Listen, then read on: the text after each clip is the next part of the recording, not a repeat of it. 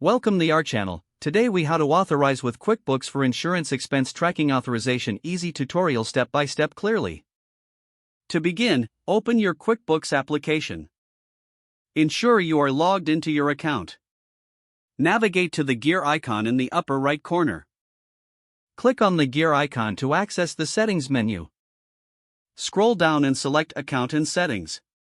In the left sidebar, click on Connected Apps. Look for the Authorize button next to the Insurance Tracking app.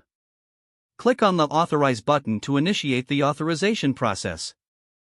You will be redirected to the authorization page.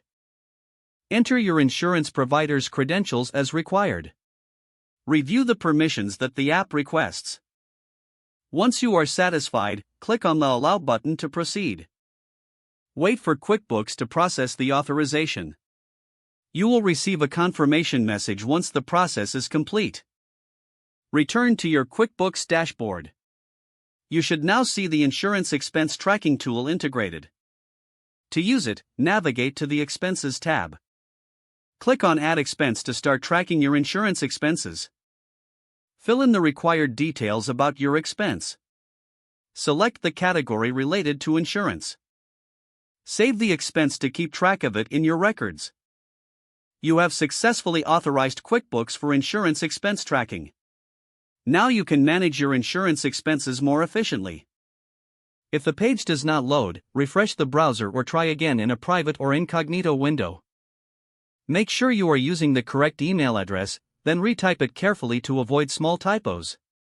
If your password is not accepted, use the reset option and create a new strong password you can remember.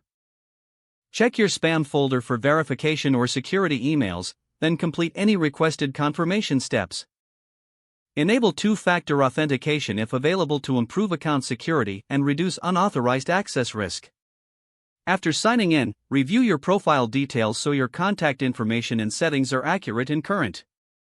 If you see an error message, note it down and try again after restarting your device and internet connection.